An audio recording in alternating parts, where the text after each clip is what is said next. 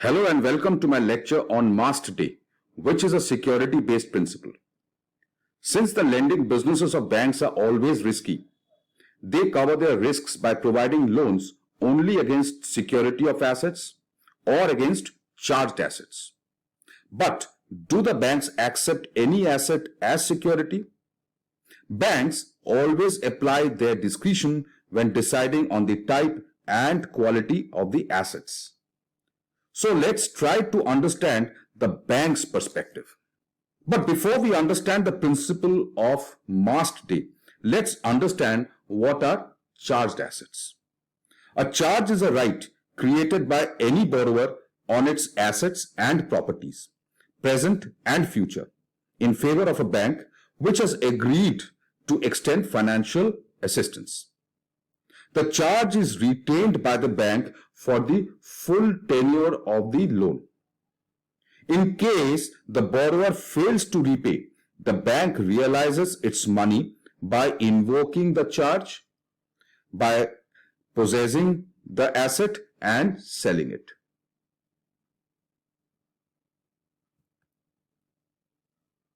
Now, what are assets? Assets are those which have a monetary value and exist in the balance sheet. Now, the assets could either be tangible or intangible. What are tangible assets? Tangible assets are those which are real and has a physical existence. Whereas intangible assets are those which are not real and have no physical existence. It only has value and exists in the balance sheet. For example, goodwill, patents, copyright, trademarks, licenses, brand names, etc.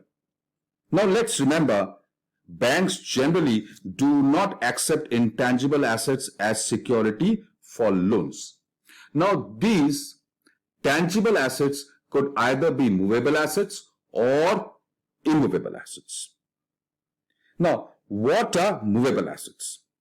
Movable assets are either mobile or they can be movable.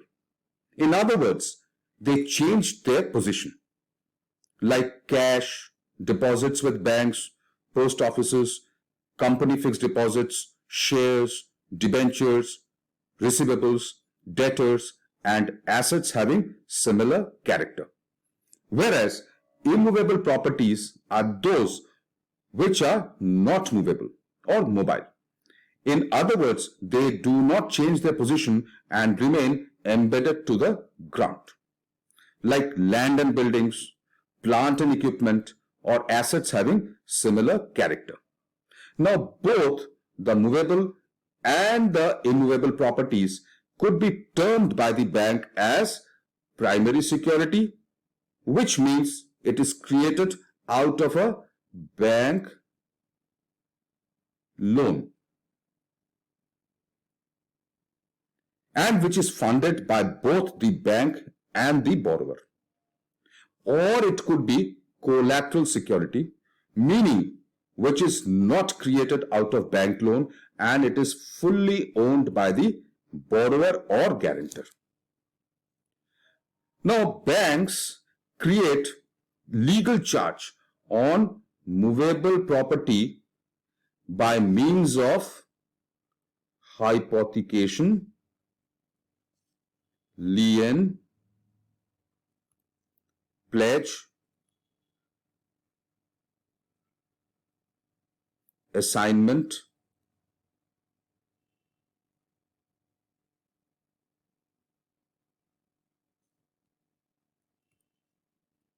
and set-off. Similarly, banks create legal charge on immovable assets or property by way of mortgage. Now, having understood the concept of charged assets in some detail, let's understand the underlying principle of Mast Day. M stands for marketability. Whether the asset is easily marketable, not easily marketable, or very difficult to market in the future. A good security must have a ready market. The qualities of assets, the location of the asset, the infrastructure facilities, and access to communication are very important factors which affect marketability. For example, the marketability of raw material is more than finished goods, and marketability of real estate like a house in metros and cities is more than semi-urban and rural areas.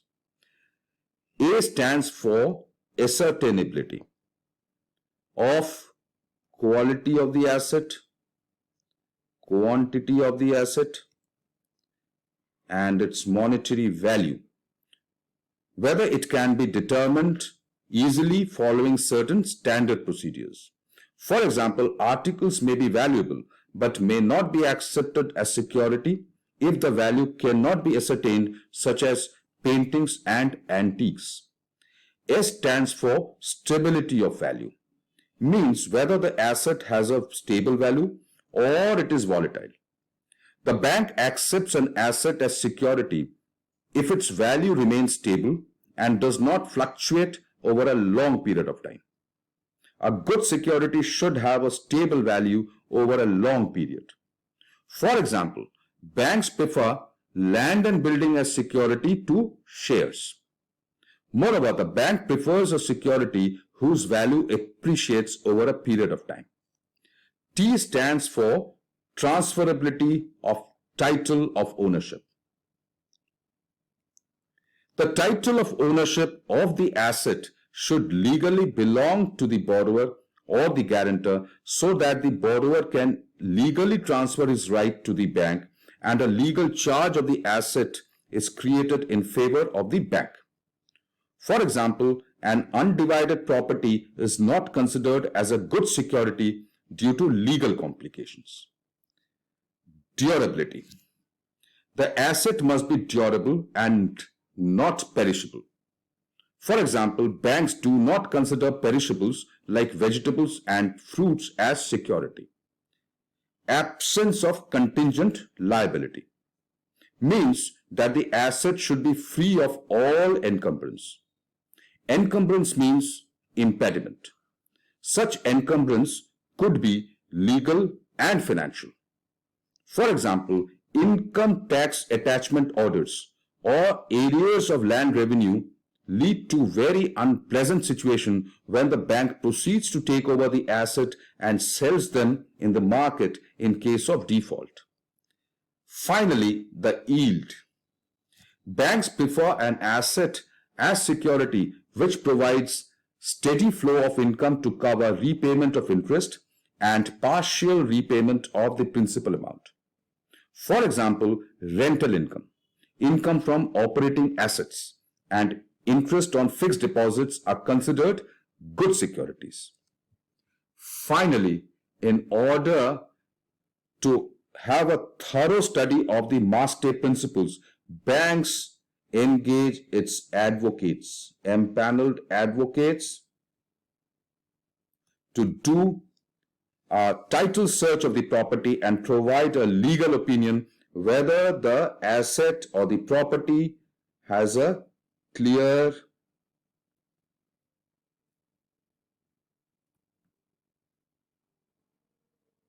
marketable and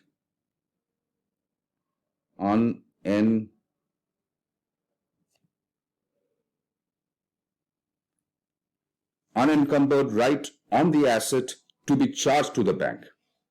Additionally, bank engages its valuers to undertake a valuation of the asset to understand its exposure risk.